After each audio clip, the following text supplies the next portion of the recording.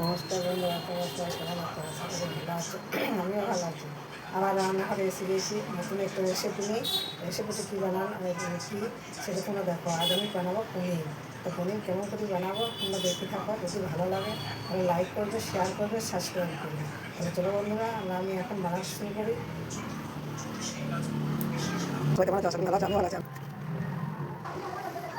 পনির, পেঁয়াজ, রসুন, লঙ্কা, মশলা, টমেটো,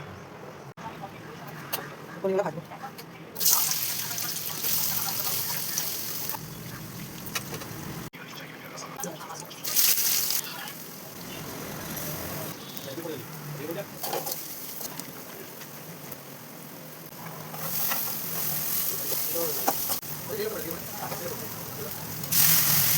হ্যাঁ,